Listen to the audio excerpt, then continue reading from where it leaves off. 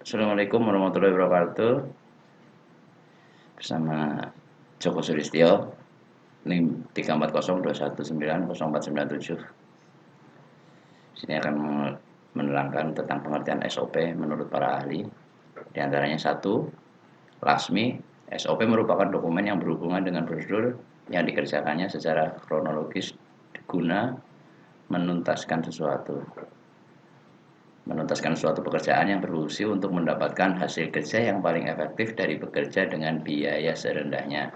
Kedua, Sailendra. Menurut Sailendra, SOP adalah pedoman yang dipakai untuk membenarkan bahwa aktivitas operasional organisasi maupun perusahaan dapat berjalan secara baik dan lancar. Ketiga, Mukijat.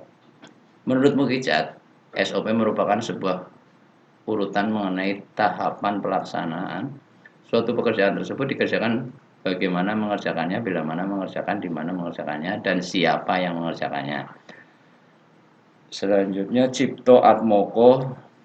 Menurut Cipto Atmoko, SOP suatu panduan atau pedoman yang dipakai untuk mengerjakan sebuah tugas pekerjaan sesuai dengan fungsi dan alat penilaian kinerja instansi non-pemerintah atau pemerintahan, non-usaha atau usaha yang berdasarkan pada administrasi, indikator-indikator teknis dan prosedur sesuai tata kerja dan sistem kerja pada unit kerja yang saling berkaitan.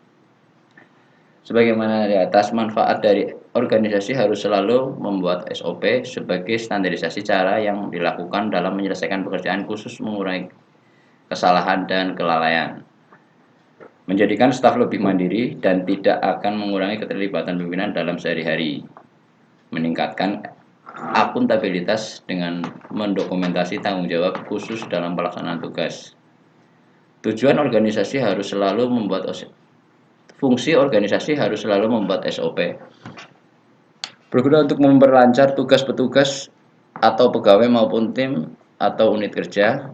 Sebagai dasar hukum, jika terjadi penyimpangan, mengetahui dengan jelas hambatan dan mudah dilacak, mengarahkan petugas atau pegawai untuk sama-sama disiplin dalam bekerja, dan sebagai pedoman dalam melaksanakan pekerjaan rutin. Tujuan organisasi harus selalu membuat SOP, yaitu untuk memastikan bahwa Anda memiliki sistem dan proses kualitas yang terstruktur, karyawan yang berkualitas, dan budaya perusahaan yang memotivasi setiap individu, di mana tujuan penyusunan SOP memberi kejelasan dan transparansi kepada masyarakat sebagai penerima pelayanan mengenai hak dan kewajiban, memberi kepastian dan keseragaman dalam proses pelaksanaan tugas, menunjang kelancaran dalam proses pelaksanaan tugas, meningkatkan daya guna dan hasil guna secara berkelanjutan, memberikan informasi secara proporsional mengenai pelaksanaan tugas yang dilakukan oleh aparatur negara, serta mempertegas tanggung jawab dalam pelaksanaan tugas bagi aparatur. Contoh pembuatan SOP. Sini PT ABCDEG. SOP penerimaan bahan baku di gudang oleh staf gudang. Pertama, kita mulai start, terima bahan baku dan nota. Terus cek bahan baku sesuai dengan pesanan bahan baku. Apabila tidak sesuai, kita masuk ke sini untuk terima info tidak kesesuaian, terus dilanjutkan dengan ganti barang. Selesai. Terus apabila disetujui, buat laporan hasil pengecekan.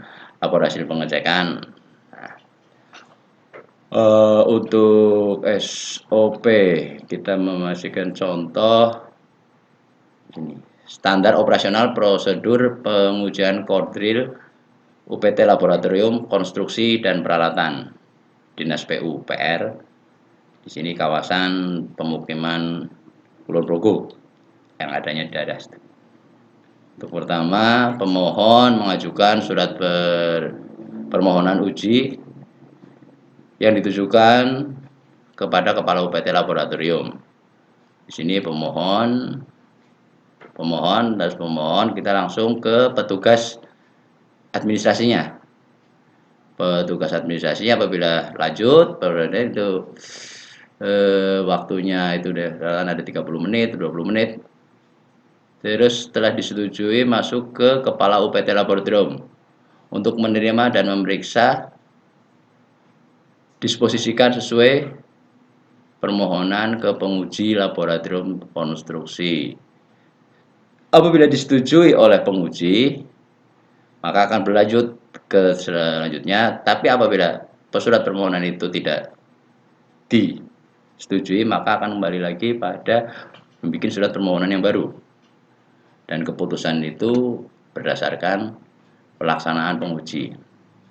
Kita teruskan ke halaman berikutnya. Untuk permohonan yang disetujui, permohonan membayar retribusi pengajuan laboratorium konstruksi berdasarkan Perda nomor 8 tahun 2014 tentang retribusi.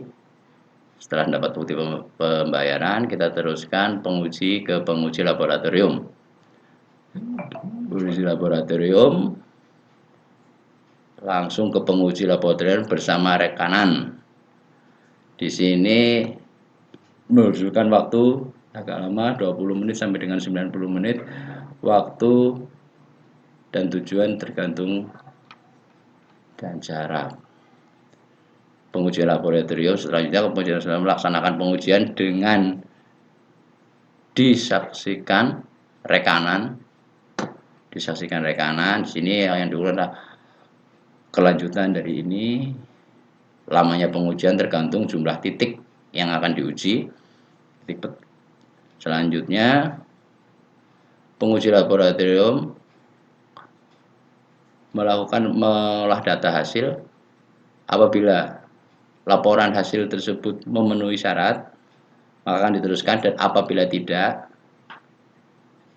kita uji lagi dengan sampel yang berikutnya, yang selanjutnya, karena di sini mempunyai ada beberapa banyak sampel, minimal itu 3, maksimal itu 5. Nah, setelah disetujui, maka keluarlah hasil ujinya dan disetujui dan ditandatangani oleh penguji dan rekanannya. Demikian mungkin dari saya sendiri. Terima kasih. Begitulah. Wassalamualaikum warahmatullahi wabarakatuh.